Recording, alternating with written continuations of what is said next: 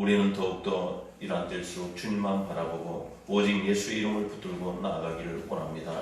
오늘도 하나님 예수의 이름의 권세가 영광을 받으시게 하시고 가정에 있는 성도들이나 이 성전에 있는 성도들이나 예수님의 거룩한 보혈의 피가 흠뻑 뿌려지고 덮어지고 발라지게 하시고 악한 영들이 틈타지 못하게 하여 주시어서 오늘도 하나님 앞에 영광의 예배로 드릴 수 있도록 주님 이 시간도 연락받으시고 역사하여 주옵소서. 전한 자 듣는 자 오늘도 피차의 은혜가 되는 거룩한 시간 되게 하여 주옵소서. 예수님의 이름으로 기도드리옵나이다. 할렐루야. 갑자기 유튜브 영상이 게다가 갑자기 유튜브 자체에서 뭔가 설정이 신호인지 뭔지 아니면 뭐가 오류가 나가지고 계속 들어가지가 않습니다. 그래서 뭔가 이렇게 그래서 페이스북으로 급하게 이제 시간이 다 되어서 하느라고 굉장히 좀 이렇게 요청을 줬는데 여러분들 이해해 주시기 바랍니다. 영상으로 드린 것이 쉽지가 않네요. 이렇게 잘 하시는 분들이 좀 옆에서 있어서 좀 해주시면 좋겠는데 나도 좀 부족하고 후회한 사람들은 부족하고 그래서 좀 여러분들 이해해 주시고 오늘 말씀을 잘 들으셨으면 감사하겠습니다. 가정에 있는 분들이나 여기 있는 분들이나 우리 함께 인사하겠습니다. 당신은 안 될 수 없는 분이십니다. 당신은 안 될 수 없습니다.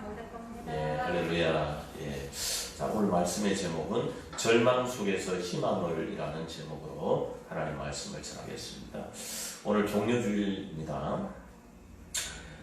종료주일 예배를 맞아서 오늘 가정이나 또 페이스북으로 예배드리는 성도님들을 환영하고 축복합니다. 코로나가 시작된 후에 많은 교회들이 대부분 온라인으로 이제 예배를 드릴 수밖에 없는 환경이 되었습니다. 그럼에도 불구하고 오프라인 예배를 드리려고 하는 교회들은 참 이렇게 어려움을 많이 겪고 있습니다. 오늘 우리 교회도 마찬가지고 영상을 송출하려고 하는데 이렇게 되지 않는 경우가 되니까 굉장히 제가 당황이 돼가지고 어떻게 할 바를 모르겠더라고요. 이게 참 쉽지가 않습니다. 자, 이런 어려운 때 하나님께서 말씀하시는 성령의 음성이 더 세밀하게 들려주실 줄로 믿습니다. 그래서 코로나가 잠잠해지고 우리가 다 같이 정상적인 예배를 드릴 수 있도록 함께 기도했으면 합니다. 코로나 때문에 마스크의 대란이 지나가고 이제 좀 마스크는 좀 잠잠해졌는데 생존하기 위한 어려움 때문에 여러분들 미국에서 다른 나라에서 유럽에서 막 사재기가 이렇게 많이 마트마다 물건들이 많이 없어지고 있고 전 세계 이제 실업률이 높아지고 있고 세계적인 금융 쓰나미가 이제 몰려올지도 모른다는 그런 위기감 속에 지금 우리가 있습니다.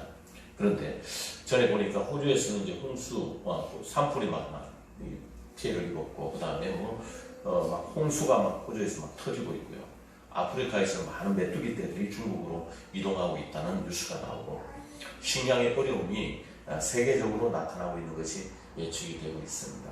자, 그러면은 우리가 이런 세계적인 추세를 바라볼 때 진짜 보이는 건 절망밖에 없고 우리 주님이 마태복음 24장에 말씀하셨던 대로 첫째 지진과 기근이 일어날 때가 마지막 때가 온다. 재앙이 이제 창궐할 것이다 말씀을 하셨는데 우리가 세상 뉴스를 보면 굉장히 너무 답답하고 도무지 여러분들 희망이 보이지 않습니다. 소망이 보이지 않습니다.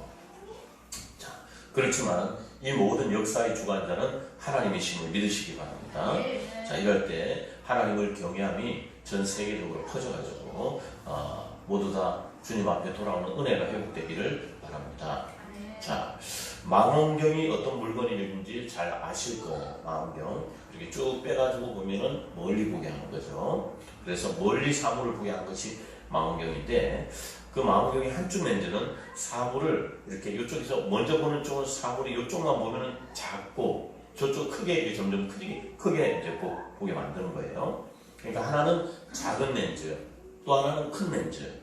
그래서 여러분들 큰 렌즈로 작은 렌즈를 보면은 아주 자그만 해갖고 잘 보이질 않아요. 그런데 작은 렌즈에서 이렇게 쭉 큰 렌즈 쪽으로 보게 되면은 시야가 굉장히 넓어지고 잘 보이게 됩니다.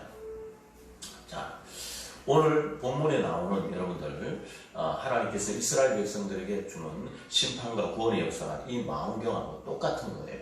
뭐냐면 작은 렌즈 쪽이 뭐냐면은 심판이고 하나님의 연단이라는 어떤 렌즈입니다. 그런데 반대로 큰 렌즈 쪽이 구원이라는 렌즈예요. 그래서 작은 렌즈는 큰 렌즈에 의해서 큰 렌즈 이렇게 망원경에 작은 게 있고 큰 게 있다고 그랬어요. 이렇게 큰 게. 자, 그러면 이 망원경의 존재 의미는 뭐냐면 큰 렌즈가 있기 때문에 작은 렌즈가 존재 의미가 있는 거예요. 뭐냐면 여러분들 큰 렌즈가 없으면 여러분들 작은 렌즈로 망원경의 기능을 할 수가 없어요. 그렇죠? 그래서 우리에게 하나님이 구약에 전부 다 주시는 뭔가 심판의 렌즈는 뒤에 이어서 나오는 구원의 렌즈 때문에 의미가 있는 거예요. 그러니까 하나님이 우리가 더 크게 봐야 될 게 뭐냐면은 절망이다, 어려움이다, 이 작은 것을 더 크게 보지 말고 하나님이 구원이라는 하나님의 궁이라는 하나님의 사랑이라는 큰 렌즈로 성경을 보게 되면은 그걸로 말미암아 작은 것은 우리가 보이지 않게 된다는 것을 말해주고 있는 거예요. 자, 그래서 우리들에게 있는 아니면 이스라엘 백성들에게는 환난 약징계는 결국 하나님이 구원해 주시기 위한 과정일 뿐인 겁니다. 그래서 망원경처럼 여러분들 이렇게 두 개가 연결되어 있습니다. 항상 연결이 되어 있습니다. 따로따로 떨어져 있는 게 아니에요.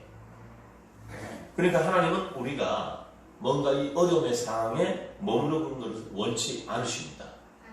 그러니까 하나님 앞에 뭔가 우리가 어려움이 있는 이런 재앙의 때 하나님께서 우리에게 뭔가 이것도 하나님이 큰 렌즈로 보면 뭐냐면은 우리를 구원해 주시기 위한 하나님의 어떤 큰 섭리가 더 크게 있다는 걸 우리가 그런 어떤 망원경의 시각으로 볼 수 있는 여러분들 되길 바랍니다. 그래서 결국 우리의 이 어려움 뒤에는 하나님의 구원의 파노라마를 읽을 수 있는 큰 렌즈가 우리에게 기다리고 있다. 그래서 구약이나 이제 시약을 쭉 가면서 보면은 구약은 점점 이렇게 작은 렌즈로 보다가 뒤에 큰 렌즈로 보니까 크게 보이는 게 뭐냐면은 구원이구나, 사랑이구나, 이래서 이렇게 하셨구나. 우리가 이것을 볼 수 있어야 돼요. 작은 것을 큰 것으로 나갈 수 있는, 볼 수 있는 시야가 열리신 여러분들 되기를 바랍니다. 자, 그럼 먼저 우리가 이 큰 렌즈를 보기 전에 작은 렌즈가 왜 이렇게 보여주고 있는지 이 렌즈를 봐야 돼요. 그래서 절망의 렌즈를 한번 우리가 들여다봅시다. 성경이 나타내는 사건을 보면은 절망과 희망은 뗄 수 없는 밀접한 관계가 있다는 거예요. 밀접한 관계가 있다는 거예요. 그래서 대체로 먼저 절망적인 사건이 있은 후에 어떤 희망이 예언되거나 희망을 주는 사건이 계속 따라오는 게 성경에 전체로 보여지는 맥입니다. 그러니까 절망적인 사건이 있은 후에 다음에 뒤에 반드시 나타나는 게 희망과 소망, 그 다음에 어떤 하나님이 좋은 사건들, 축복의 흔적들이 계속 나타나는 거예요. 아브라함이 자손이 번성하게 하늘의 별같이 많게 될 것이라는 하나님의 약속을 받았지만 그 약속이 이루어지기까지는 그는 절망의 긴 터널을 통과해야 됐어요. 아브라함은 40년 동안에 다듬어졌어요. 40년. 아브라함이 자기 고향에서 복을 받았던 시점이 한 75세. 창세기 12장 4절에 보면은 하나님이 갈대아우로 불렀어요. 그래서 그 복의 실천 이삭이 태어날 때까지 25년이 걸렸어요. 100세대까지 25년. 또 이삭을 번제물로 바치라 마지막 시험까지는 대략 40년이 걸렸습니다. 그 사이에 기근을 당해서 그 안에 있는 아브라함의 연단이나 이 절망의 렌즈가 뭐냐면은 기근을 당해서 애국으로 내려가기도 했고요. 성경 자세히 보면요. 그 다음에 자기 아내를 바로에게 뺏길 뻔했고요. 그 다음에 자기 조카 롯을 구원하려고 전쟁을 겪었습니다. 그러니까 하나님이 75세 때 복을 주시기로 약속하셔놓고 그날 당장 그해 당장 이렇게 약속하신 복을 주지 않으셨다는 거예요. 그러니까 하나님은 일단 우리에게 뭐를 먼저 주시냐면 복을 주시고 비전을 주시고 꿈을 주세요. 할렐루야. 예. 그래서 계속적으로 하나님께서 힘들 때마다 비전을 계속 주시는 거예요. 아니 나타나는데 계속 비전만 주시는 거예요. 계속 비전만 주시는 거예요. 꿈만 계속 주시는 거예요. 그런데 하나님께서 완벽하게 하나님이 아브라함에게 복의 근원이 되게 만드시는 과정까지는 아브라함이 성숙할 때까지 참고 기다리신 거예요. 이게 아브라함에게 보이는 뭐냐면 절망의 렌즈를 이렇게 보면서 아브라함이 점점점 넓게 큰 렌즈로 간 아브라함의 모습을 여러분들 지금 선명하게 머릿속으로 볼 수 있는 여러분들 되기를 바랍니다. 복받을 그릇이 아니기까지. 그래서 아브라함은 비전을 성취하기까지, 꿈을 성취하기까지 많은 연단, 고난을 당해야 됐습니다. 여러분들, 그래서 아브라함의 비전과 꿈은 로또가 아니었어요. 금방 탁 나타나는 로또가 아니었어요. 우리의 구원도 마찬가지입니다. 절망의 렌즈에서 점점 큰 구원의 렌즈로 하나님께서 넓혀가는 것입니다. 야곱도 복받은 후부터 고생문이 활짝 열렸어요. 야곱도 먼저는 절망의 렌즈가 먼저 보였습니다. 창세기 28장에서 베델에서 이제 돌베개 베고 자다가 야곱이 하나님께 복을 받는 장면, 비전을 받는 장면을 읽을 때 보면은 아유 야곱 참 좋겠다. 그 모습만 보여요. 뭐냐면은 너무나 입이 쩍 벌어지도록 큰 축복을 야곱이 받았어요. 여러분들도 이 축복의 비전을 받으신 여러분들 되길 바랍니다. 내 자손이 땅의 티끌같이 되어서 내가 서쪽과 동쪽과 북쪽과 남쪽으로 퍼져나갈지며 땅의 모든 족속이 너와 내 자손으로 말미암아 복을 받으리라. 아 좋잖아요. 땅의 모든 족속이 너 자손으로 말미암아 복을 받으리라. 들어도 좋잖아. 여러분의 자손들이 어떻게? 응? 여러분 자손으로 말미암아 모든 사람이 복 받기를 바랍니다. 기분 좋지요? 예, 내가 너와 함께 있어 내가 어디로 왔니 너를 지키며 너를 이끌어 이 땅으로 돌아가게 하겠지라. 내가 너에게 허락한 것을 다 이루기까지 너를 떠나지 아니하리라. 너 이럴 때 내가 너 떠나지 않을게. 얼마나 좋아요. 예. 근데 너무 설레요. 막 뭔가 나타날 것 같은 비전을 받았어요. 근데 너무 놀라운 것이지만은 그놈의 비전과 꿈 때문에 20년간 누구의? 라반의 집에서 고생하잖아요. 종으로 살잖아요. 누구? 삼촌 밑에서. 삼촌 밑에서 종으로 살아요. 종으로. 아, 너무너무 야곱이 너무 고생했지 않습니까? 눈물이 쏙 빠지는 그 다음에 혹독한 고생을 해요. 연극을 하면서까지 아버지의 형을 속이고 축복을 이렇게 받았는데 그 다음날부터 따라오는 것은 전부 다 도망생활, 도피생활이에요. 그래서 고향을 떠난 야곱이 어머니 미브가하고 영원히 이제는 만나지 못하는 이상가족이 되어버렸어요. 영영 이별을 하고 말아요. 그리고 라헬과 레아를 또 이렇게 자기 부인으로 맞을 때는 또 7년을 또 고생을 하지 않습니까? 자기 라헬이라는 부인을 얻기 위해서 7년을 일을 했는데 또 7년을 또 더 일을 할 수밖에 없는 그렇게 이제 삼촌이 속였잖아요. 자, 야곱이 아버지 이삭으로부터 복을 받은 후에 베델에서 하나님으로부터 복을 받은 후에 복이 하늘에서 소나기처럼 쏟아진 것이 아니라 아주 기나긴 망명생활, 나그네 생활, 연단의 시간이 있어요. 그러더라고요. 우리 김철 목사님이 하나님 복을 언제 주실 거냐고 나한테 막 따지듯이 묻더라고요. 한 몇 년 전에 내가 혼났어 아주. 목사님 왜 이렇게 어려움만 계속돼요? 내가 당신 야곱이었지. 하나님이 어떻게 또 아브라함같이 하나님 약속하신 것을 자, 그러니까 야곱이 자기가 치른 대가를 어떻게 얘기하냐면 이렇게 창세기 47장으로 해. 당신은 어떻게 자가손주니 요셉이 이렇게 이런 아들을 얻었습니까? 하니까 내가 험악한 세월을 보냈나이다. 이렇게 바로에게 고백하잖아요. 얼마나 힘이 들었습니까? 그렇다 여러분들 힘들다는 소리가 아니고요. 요셉도요. 꿈을 잘못 꾼 대가를 혹독하게 치렀습니다. 요셉의 꿈을 보면은 요셉은 보면은 자랑을 많이 하는 사람이에요. 그러다 보니까 어릴 때 너무 자랑을 많이 하다 보니까 형들한테 막 핍박을 많이 받았습니다. 자, 그래서 근데 보면은 또 요셉은 하나님이 주신 꿈을 2번씩이나 꿔 거예요. 보통 사람이 꾸지 못하는 꿈을 2번씩이나 꿔요. 그리고 부모들이 막 이렇게 절하는 꿈을 꿔요. 그런데 요셉의 삶이 진행되는 방향을 보면은 꿈과 정반대로 이제는 가는 거예요. 예. 제가 보면은 여러분들 탤런트 영화배우 중에 이제 남궁 누구라는 분이 있어요. 그분의 아들이 홍정 누구라는 분이 있어요. 근데 그분의 아들이 국회의원이에요. 근데 그 어머니가 태몽을 꿨는데 엄청난 태몽을 꿨대요. 요셉의 꿈에 버금가는 태몽을 꿨다는데, 근데 국회의원 나와가지고 진짜 얼굴도 잘생기고 그랬던 어떤 그분인데, 국회의원 대통령 남궁원의 뭐 아드님.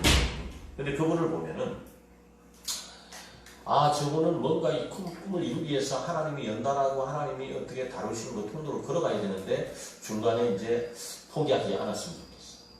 그분이 국회의원 그만두고 정치 안 한다 이랬거든요.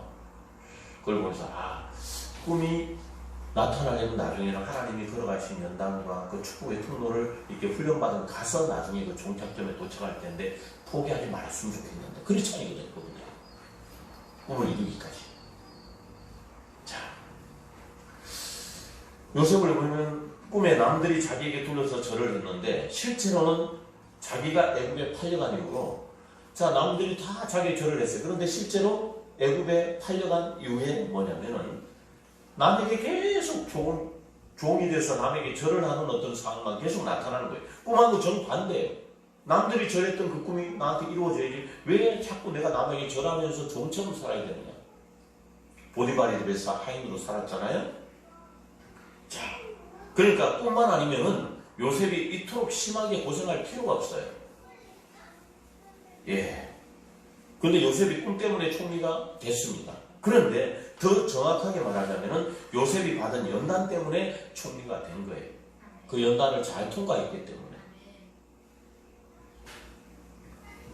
요셉이 꿈을 꾸고 계속 그 꿈만 믿고 노력도 하지 아니하고 그러면서 요셉은 하나님이 주시는 그 어떤 연단의 통로를 불평만 했다면은 총리가 되지 못했을 수도 있습니다.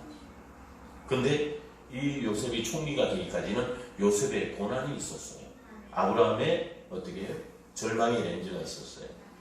요셉의 절망의 렌즈가 있어요. 그 다음에 야곱의 절망의 렌즈가 있어요. 이삭의 절망의 렌즈가 다 있었어요.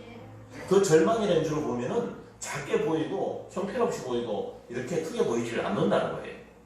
그 다음에 다윗은 기름 붓고 나서 왕으로서 기름 부음을 받고 난 다윗은 기름 부음을 받기 전에는 다윗은 평탄했어요. 그러니까 다윗이 평탄하게 산 기록들을 많이 얘기하고 있지 않아요. 성경에는. 다윗이 어떤 기록을 하고 있냐면은 전부 다 다윗이 시편에도 그렇고 사무엘 상하에도 보면은 전부 다 다윗이 쫓기면서 죽을 뻔한 고비들을 많이 얘기해줘요. 성경이 그 시편에 다윗의 얘기잖아요. 전부 다. 평탄한 기록은 거의 없어요. 평탄할 만하면은 하나님께서 테스트 하시는 거예요. 어떻게 인구수를 센다든지 평탄하면 또 평탄하고 또 잘 나오기만 하면은 또 옥상에 올라와서 누구를 바세바를 또 본다든지 평탄하면 희한하게 시험거리고. 큰 사람들은 그래요. 하나님을 바라보라는 거예요. 크게 될 사람은 하나님을 바라보라는 거예요. 예. 그래서 기름 부음 받은 후부터는 정말 그 왕으로서의 기름 부음이 성취되기까지는 처절한 대가를 치러야 했습니다. 사도 바울도 처음에 사명을 주실 때 아나니아 선지자를 통해서 예언을 받습니다. 그가 얼마나 많은 고난을 받아야 될지라고 아나니아 그에게 보일 것이다. 이렇게 하면서 아나니아 선지자를 통해서 바울에게 하나님이 미래를 예언하고 있습니다. 그런데 일단 이렇게 비전을 받은 사람, 꿈을 받은 사람, 약속을 받은 사람들은 모두 뭐냐면은 시험을 통과해서 복의 실체를 얻었습니다. 그래서 낙오한 사람도 있죠. 에서 같은 사람은 낙오를 해버렸습니다. 그런데 대부분 극심한 여러분들 환난을 은혜로 통과하고 복을 받았던 것을 볼 수가 있습니다. 근데 오늘 하나님께서 개인의 한 사람 한 사람도 작은 렌즈로 통과해서 큰 렌즈로 나아갔는데 예레미야 오늘 본문에도 보면 예언은 크게 두 부분으로 이루어지는데 하나는 절망의 예언이에요. 작은 망원경이란 말이에요. 그래서 오늘 본문에 쭉 보면은 전부 다 27장 정도까지 가면은 전부 다 뭐냐면은 절망밖에 없어요. 이스라엘 백성들의 죄가 너무 커서 하나님의 채찍을 맞을 수밖에 없다는 거예요. 나라가 망하고 바벨론의 포로가 되어갈 것이라는 그런 절망적인 얘기를 계속 예레미야가 하고 있는 거예요. 왜 자꾸 이런 얘기만 해요? 예레미야가. 이사야도 그랬어요. 이스라엘 선지자가. 근데 하나는 27장 오늘 본문부터 보면 29장 오늘 본문부터 오늘 이 29장 11절부터 보면 하나님께서 하나님의 큰 의도, 하나님의 큰 뜻, 하나님의 큰 망명을 보여주고 있는데 뭐냐면 큰 렌즈로 하나님이 희망을 얘기하고 있는 거예요. 그래서 오늘 본문 한번 읽어보세요. 나 여호와가 말하노라. 너희를 향한 나의 생각은 내가 아나니 재앙이 아니라 평안이요 너희 장래에 소망을 주려 하는 생각이라. 할렐루야.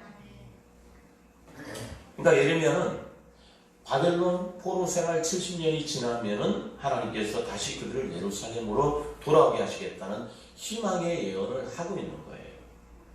여러분들 희망의 예언을 합시다. 희망의 예언을 합시다. 자, 옆에 분한테 다 지나갈 것입니다. 다 지나갈 것입니다. 다 잘 될 것입니다. 예, 그 다음 29장 10절을 보시면은 나 여호와가 이같이 말하노라. 바벨론에서 70년이 차면은 내가 너희를 권고하고 나의 선한 말을 너희에게 실행하여 너희를 이곳으로 돌아오게 하리라. 그러니까 뭐냐면은 아브라함과 이삭과 야곱처럼 연단의 어떤 통로를 다 채우고 나면은 너희를 데려오기로 한 나의 약속을 너희 그대로 이루어 주겠다 하고 하나님 분명히 약속을 하신 거예요. 하나님의 약속. 하나님의 약속.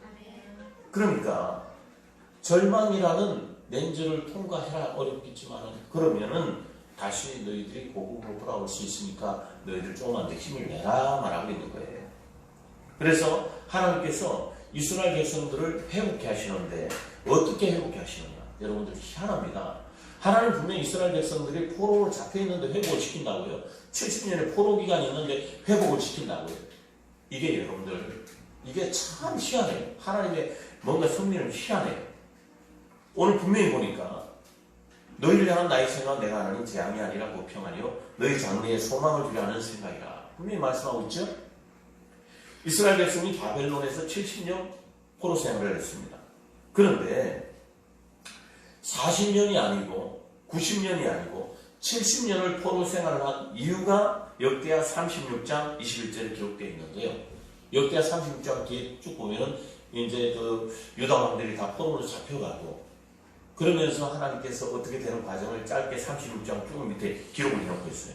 그런데 보면은 30장 21절을 보니까 이에 토지가 황무하여 안식년을 누린 같이 안식하여 70년을 지내었으니 이스라엘 백성들이 70년 바벨론 포로 생활을 하면서 하나님이 안식년을 갖게 하는데 땅도 안식을 하게 한대요. 땅도. 그러니까 하나님께서 이스라엘 백성들에게 옛날에 6년을 토지를 쓰면은 1년은 토지를 쉬게 해라. 안식년을 이렇게 줬어요. 그래서 6년을 일하면 1년은 토지는 1년을 쉬게 해라. 이게 이제 이스라엘의 법이었어요. 그런데 490년 동안에 이스라엘 백성들은 한 번도 토지를 쉬게 하지 않게 한 거예요. 490년 동안 하나님이 이렇게 안식년을 주셨음을 불구하고 토지에 안식이 없었어요. 땅도 힘들었죠. 이스라엘 백성들이 모였기 때문에. 하나님의 뜻을 따르지 않고 안식을 가지지 않았기 때문에. 그럼 안식일도 안 지켰다는 소리예요. 거의 안 지켰다는 소리예요. 안식일도. 이게 무슨 말이냐. 이스라엘 백성들이 그런 어떤 모습으로 나가니까요. 그래서 490년 나누기 7은 70년이 되는데요. 그러니까 490년 동안 땅을 쉬지 않고 일을 했어요. 여러분들 지금 보시면 내가 TV에 오니까 뭘 보냐면은 인도에서 사람들이 전부 다 밖에도 못 나오게 하고 그 다음에 이제 집에다가 이제 이렇게 하고 차도 못 다니게 하고 그러니까 인도는 굉장히 뭐가 있냐면은 전부 다 이렇게 그 미세먼지가 중국보다 더 심하더라고요. 어디 인도에 어떤 문을 이렇게 큰 어디를 하여튼 찍었는데 먼지가 가득 공해가 가득해요. 그런데 언제부터 하늘이 아주 파란 하늘이 돼버린 거예요. 그 뉴스에서 이제 그 얘기를 하더라고요. 이렇게 맑은 날은 인도에서 처음이라. 뭐냐면 사람들을 어떻게 안 나오게 했더니 공기가 맑아졌어요. 마찬가지예요. 하나님께서 이렇게 안식년을 이렇게 누리지 못한 자연을 하나님이 쉬게 하셔서 하나님께서 다시 자연을 쉬게 해서 정화되면 나중에 어떻게 다시 인도 사람이 나와서 좋은 공기를 마실 수 있도록 하는 하나님의 섭리가 보이는 거예요.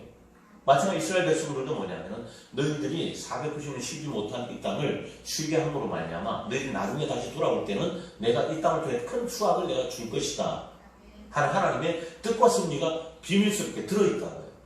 할렐루야. 예. 그러니까 이스라엘 백성들이 바벨론으로 포로로 끌려가 있는 동안에 황폐되었던 본토의 땅은 오히려 안식을 누리는 기간이 있어요. 근데 이스라엘 백성들은 그게 안 보이죠. 그러니까 이쪽은 쉬고 있으면서 축복을 준비하고 있는 거예요. 땅은 쉬고 있으면서 뭐예요? 소산을 준비해 더 좋은 공부를 낼 수 있도록 70년 동안 준비해주고 있는 거예요. 이스라엘 백성들이 다시 자기 땅에 돌아가니까 어떻게 뭐가 잘 돼? 농사가 잘 된 거죠. 우리가 490년 동안에 막 농사 지을 때는 이 수확이 왜 이랬지? 했는데 오히려 쉬게 했더니 더 잘해. 뭐냐? 이게 주일 성수의 개념입니다. 안식일에 이게 바로 개념입니다. 그러니까 하나님이 이렇게 70년 바벨론 포로 생활을 통해서 땅은 새로운 축복의 잠재력을 준비하는 기간이 된다는 긍정적인 어떤 여러분들 렌즈로 볼 수 있는 여러분들 되기를 바랍니다. 자, 그래서 이스라엘 백성들이 바벨론에서 보낸 포로 기간은 외견상 절망의 시기로 보이겠지만은 실제로 하나님께서 새로운 일을 준비하시는 기회, 곧 땅의 안식년을 하나님께서 주셨다는 거예요. 할렐루야. 예.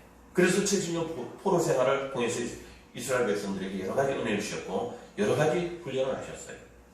그럼 이들에게 하나님께서 어떤 훈련을 하셨느냐? 이스라엘 백성들은요 70년의 어떤 그런 절망감에 있었던 포로 생활 중에서 이들은 우상 숭배로부터 벗어나게 됐어요. 뭐냐면 가나안 땅에 있을 때는 가나안 땅 7족속들을 섬기는 우상 숭배가 끊임없이 이들에게 미혹이 왔어요. 그런데 자 하나님을 섬기라 해도 바로 아세라상을 섬기면서 490년 동안 거의 그렇게 했어요. 그래서 이들이 우상을 섬기면은 결국 나라가 망해서 포로가 되고 더 이상 우상을 섬기면 안 되겠다고 이제는 이들이 나중에 포로 가서 이들이 깨닫게 된 거예요. 그래서 우상의 본거지인 바벨론으로 와보니까 우상 천지잖아요. 바벨론 포로로 와보면 우상 천지잖아요. 그러니까 우상이 지겨워지는 거예요. 이들이.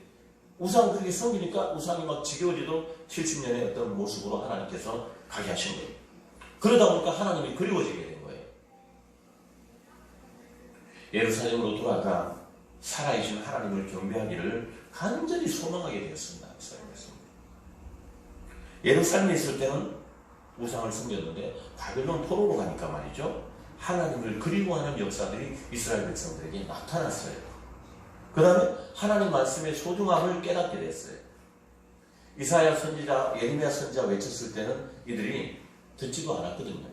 그런데 이들이 70년 포로 생활이 돼보는 끌려가고 나니까 하나님 말씀은 정확하구나 이들이 깨닫게 되는 역사가 나타났어요.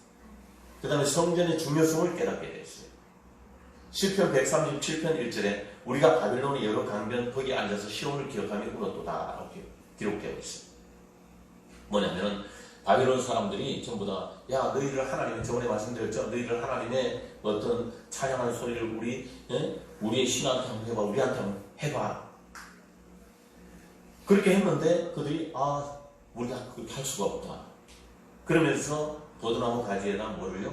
비파와 수금을 걸어서 많이 울어대잖아요.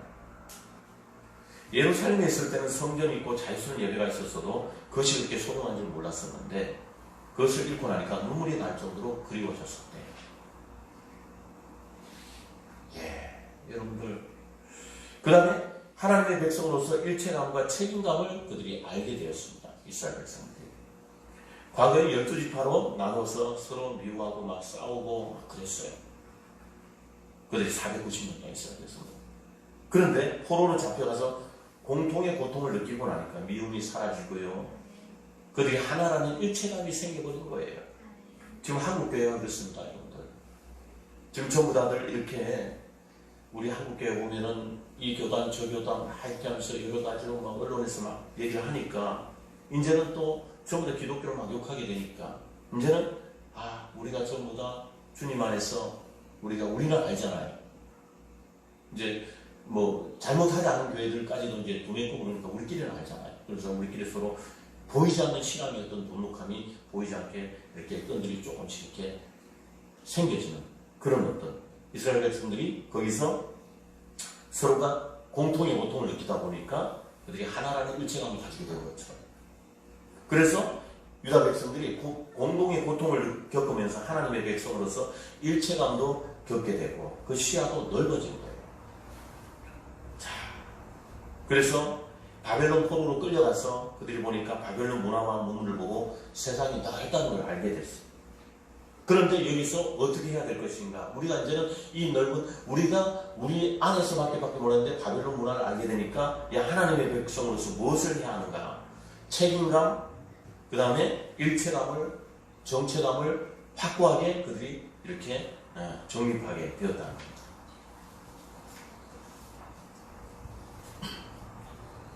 그래서 고통의 삶 가운데 나쁜 것만 있는 것이 아니고요. 시편 119편 71절을 보니까 고난 당하는 것이 내게 유익이라 이로 인하여 내가 주의 율례를 배우게 되었나이다 라고 기록하고 있습니다. 그러니까 절망 중에 하나님을 더 깊이 만나는 법입니다. 그 다음에 하나님께서 이제 큰 렌즈가 더 보이는데요. 이제는 이런 어떤 작은 렌즈에서 점점 깨닫게 되면서 큰 렌즈고 점점 보이는 게 뭐냐면은 나타나는 게 뭐냐면은 희망의 왕 고레스 왕의 마음을 감동시키는 역사가 나타나고 있습니다. 이제 점점 희망이 보이는 거예요.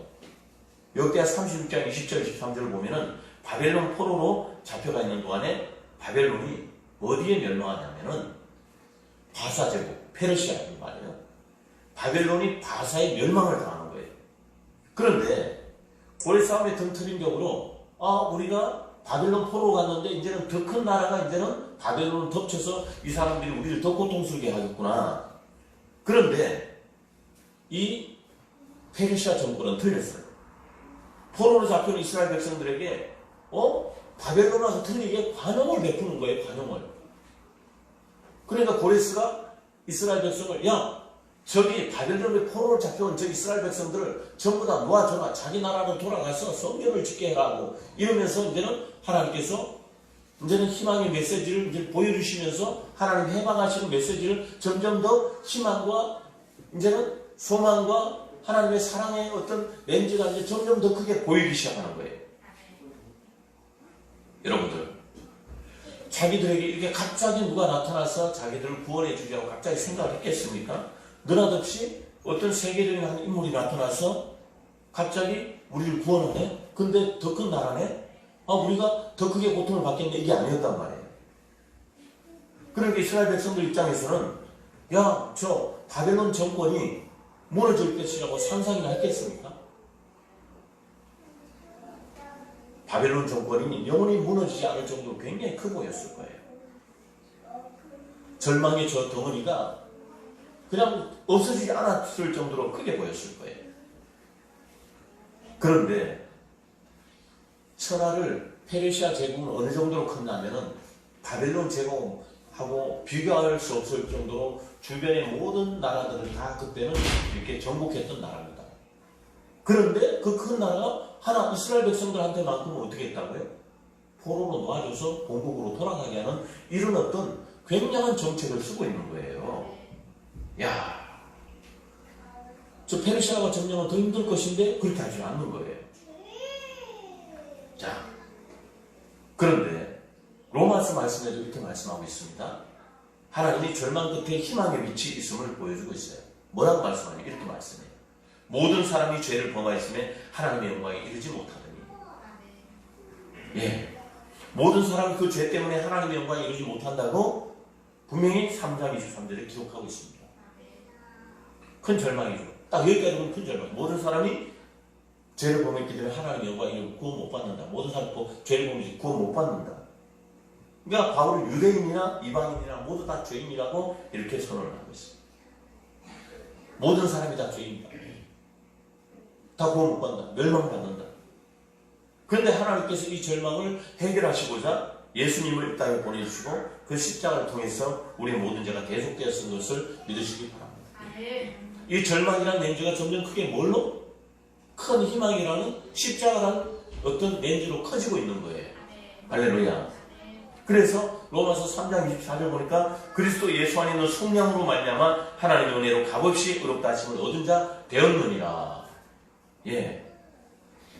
예수님의 십자가에 처절한 죽음은 메시아에 대한 기대와 소망이 처참히 무너진 처절한 절망이었지만은 여러분들 예수님의 십자가 부활이 절망과 희망의 뚜렷한 대조를 보여주고 있어요. 예수님을 따르던 제자들에게는 십자가는 큰 절망이었어요. 아브라함에게는 뭐예요? 요셉에게 뭐예요? 이삭에게 뭐예요? 그 다음에 여러분들 야곱에 뭐예요? 전부 다 연단이 십자가 같은 큰 절망의 어떤 렌즈였어요. 근데 하나님이 나중에 복이 이루어진 과정, 우리에게도 십자가로 이 제자들이 이제 가는 과정을 보면은 예수님의 부활 사건이 나타나고, 그러므로 말미암아 십자가는 뭐가 됐냐면은 이 부활 사건으로 십자가는 큰 희망의 통로가 되는 어떤 통로로 걸어가고 있는 중이었어요. 십자가 없는 부활은 없는 겁니다. 할렐루야. 자, 근데 여러분들 종이 한 장을 멀리 날아가게 하는 방법이 뭘까요? 종이 한 장을 종이 비행기를 날리거나 아니면 종이를 이렇게 휙 날려가고 부메랑처럼 이렇게 돌아오게 하거나 여러 가지 방법을 막 쓰는데요. 사람들이 종이 한 장을 멀리 날아가게 하는 방법을 한번 이렇게 전부 다 이렇게 사람들이 물어봤어요.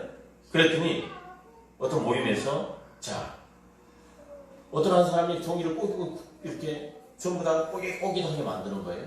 그럼 무게를 크게 만들었어요. 그래도 무게가 좀 나갔어요. 야구공만 크기가 됐어요. 집어 던지니까 멀리 날아가는 거예요. 종이가 제일 멀리 날아가는 건 뭐냐면 구겨서 던지면 제일 멀리 날아가는 겁니다. 뭐냐면 여러분들 종이가 구겨져서 단단해졌기 때문에 멀리 던질 수가 있는 거예요. 인생에 구겨질 때가 온다면 더 멀리 나기 위해 하나님의 허락한 때인 것을 믿으시기 바랍니다. 예, 우리가 지금 시대가 우리가 뭔가 멀리 뛰어야 될 텐데 멀리 날아가고 성공하고 막 해야 될 때인데 우리 인생이 종이처럼 구겨졌어. 그래서 하나님께서 더 빨리 가게 하기 위해서 우리를 때로는 이 모든 환경이 구겨지는 어떤 환경으로 하나님이 때로는 승리하신다. 야, 이거를 좀 더 큰 렌즈로 보면 어떨까요? 여러분들? 작은 렌즈로 보기보다 좀 큰 렌즈로 보면 어떨까요? 좀 큰 렌즈로 보면 좀 어떨까요? 전사님. 김희자 보세요. 좀 큰 렌즈로 보면 어떨까요? 지금 상황을 작은 렌즈로 한번 보지 말고 큰 렌즈로 좀 보면 어떨까요? 예, 우리 한번 고백합시다. 큰 렌즈로 봅시다. 큰 렌즈로 봅시다. 예. 근데 종이 한 장을 더 멀리 여러분들 보내는 방법이 있어요. 더 멀리 이렇게 날아가게 하는 방법이 있어요. 종이를 더 멀리 날아가게 하는 방법이 뭘까요? 더 멀리 날아가게 하는 방법이 뭘까요? 뭐냐? 종이에다 편지를 써서 비행기에 태워서 미국으로 보내는 겁니다. 그럼 종이는 저 미국에도 갈 수도 있고 또 어떻게?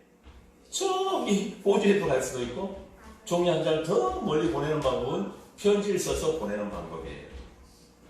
예, 여러분들 신종 코로나 바이러스 때문에 여러분들 가장 필요한 것이 뭐냐 이렇게 뭘까요? 전문가들끼리 이렇게 얘기를 했어요. 근데 사람들이 전부 전문가들이 뭐라 얘기하냐 이렇게 얘기합니다. 지금 우리에게 가장 필요한 것은 희망입니다.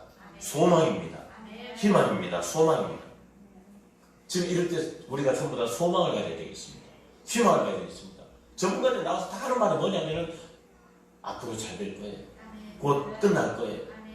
네? 그럼 전부 다 희망을 얘기하라고, 소망을 얘기하라고.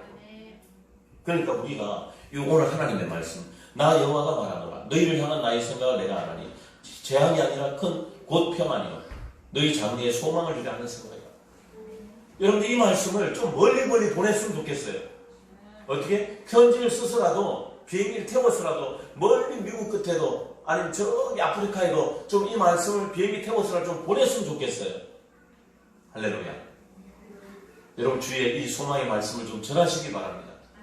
하나님이 어떻게 하신다고요? 장래에 소망을 주려 하는 생각을 하나님이 가지고 있으니까 조금만 참으세요. 큰 렌즈를 가지고 여러분이 먼저 보셔야 됩니다. 절망에서 소망을 보셔야 됩니다. 작은 렌즈로 보지 마시고 큰 렌즈로 보셔서 여러분이 미래를 예언하는 여러분들 되길 바랍니다. 여러분이 예언자예요. 이 말씀을 다른 분에게 전하면 예언자예요. 여러분이 예언할 수 있는 거예요. 뭐 이 말씀을 전하는 게 예언이에요. 하나님 말씀. 우리에게 지금 미국도 그렇고 다른 나라는 다 사재기를 한대요. 전부 다 절망이에요. 이 여러분 재앙이 이 지경까지 이럴 줄에 꿈에도 생각하지 못했잖아요. 그래서 사스나 메르스 정도로 끝날 줄 알았잖아요. 근데 이게 뭐 우리나라가 뿐만 아니라 전 세계적으로 팬데믹이 막 일어나고 세계 경제가 막 휘청거리고 말이죠. 지금 어느 때보다 너무 힘들고 어려운 상황에 처해 있어요. 어떤 분들 미국에서 보니까 어떤 분들은 지금 직장이 다 해고가 됐대요. 지금 사업장들이 너무 어려워지고 있어요. 때로는 몸둘 것도 마음둘 것도 없는 그런 어떤 마음의 팬데믹이 오고 있는 세계적인 그런 추세입니다. 예, 한 치 앞도 내다볼 수 없는 그런 상황들이 막 전개되고 있어요. 우리의 미래가 여러분들 앞날이 매우 불확실하고 불투명해요. 내년의 경제를 전부 다 장담할 수 있는 상황이 이렇게 예견되고 있어요. 그러면 우리는 어떻게 되느냐? 여러분들 큰 렌즈를 보시기 바랍니다. 절망에서 희망의 렌즈로 나가신 여러분들 되길 바랍니다. 그래서 우리는 예수님을 바라보면 되는 거예요. 예수님을 바라보면 되는 거예요. 예수님께서 만약에 십자가에서 엘리 라마 사박당이 나의 하나님 어찌하여 나를 버리셨나이까? 예수님도 막 절망하셨잖아요.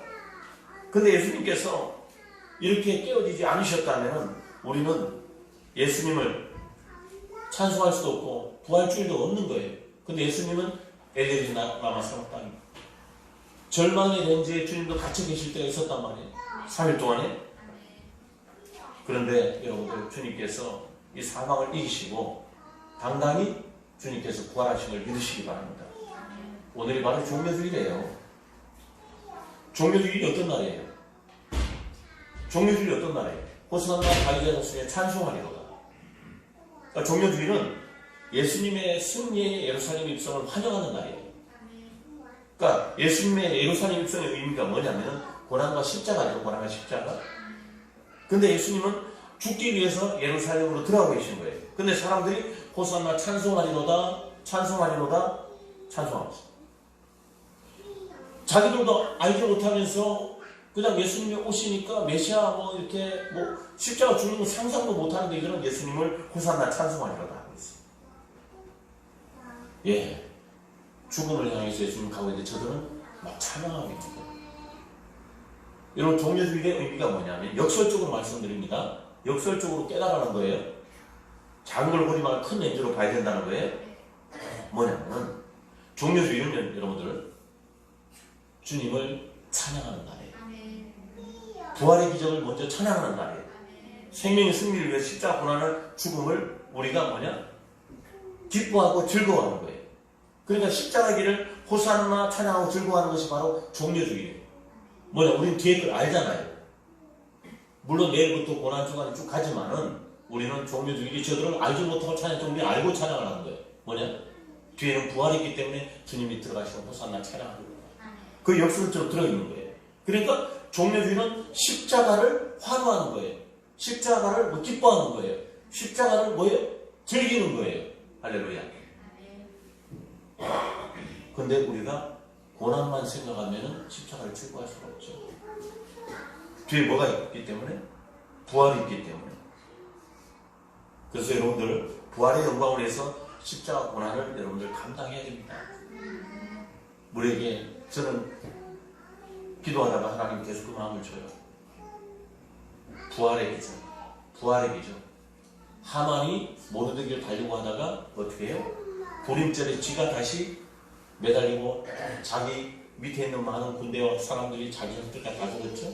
뭐냐면 괴롭히던 사단의 역사가 더 어떻게 나중에 도리어 그 장대에 달리는 역사가 나타난 것처럼 하나님 불임절이 바로 부활절. 할렐루야. 우리는 부활로 나아가기만 하면은 부활을 찬양하기만 하면은 우리에게는 이 어려움과 절망이 능히 우리에게 이겨낼 수 있는 통로가 되는 것을 믿으시기 바랍니다. 그러니까 여러분들 죽음과 부활은 함께 오는 거예요. 뭐냐면 십자가 부활은 함께 오는 거예요. 큰 렌즈에 작은 렌즈가 같이 붙어 있는 거예요. 그러니까 여러분들 비유적으로 말씀드리면은 손바닥은 축복이고 손등은 고난이라 보면은 손바닥의 손등은 언제나 손 밑하고 같이 있는 것처럼 축복과 고난은 함께 다니는 겁니다. 지금 어려운 고난이 오면 올수록 우리에게는 하나님의 축복의 메시지가 크다는 걸 믿으시기 바랍니다. 그래서 이 종료주의를, 이 고난주간 이번 주에 여러분들 힘들고 어려우시겠지만은 여러분들 오늘 말씀에 위로 받으시고 하나님 안에서 작은 렌즈로 보지 마시고 큰 렌즈로 보면서 우리 주님이 우리에게 앞으로 주실 어떤 부활의 기적, 우리 하나님이 주시는 그런 축복을 바라보면서 나간 여러분들 되기를 바랍니다. 하나님이 우리에게 주실 절망은 재앙이 아니라 번영이고 미래에 대한 희망을 주시는 것입니다. 그래서 우리가 당한 절망에서 우리가 뭔가 개인적으로, 우리나라적으로, 세계적으로 우리가 하나님 앞에 뭔가 뉘우칠 건 뉘우치고 회개하면서 돌이켜서 하나님께 나가서 하나님 앞에 부르시려면 하나님께 다시 우리를 구원하실 것입니다. 보니까 세계적으로 어떤 나라를 보니까 어떤 영상에서 보니까 그 광장에 모여서 예수님한테 회개한다는 어떤 영상을 봤어요. 살려달라고. 패군도 하는 나라에서 찍힌 것 같은데 그게 뭐 그래서 이게 뭐 그 해석을 할 수가 없으니까 그 사람들이 하는 말들을 전부 다 그래서 이제 그렇게 누가 올려놨는데 하여튼 전 세계적으로 이렇게 절망이 이제는 이것이 나중에는 코로나 때문에 주님 앞에 더 많은 사람들이 돌아오는 축복의 통로가 되게 하시는 하나님의 섭리가 있는 것을 또한 믿으시기 바랍니다. 다음이다. 절망 속에서 희망을 보자. 예. 그래서 여러분들 절망의 렌즈만 보지 마시기 바랍니다. 절망의 렌즈만 보면 안 보이는 거예요. 앞이 안 보이는 거예요. 근데 희망의 렌즈로 보면은 앞이 크게 환하게 보이는 하나님의 축복이 준비되어 있는 것을 믿으시기 바랍니다. 아브라함도 야곱도 요셉도 다윗도 전부 다 절망의 렌즈를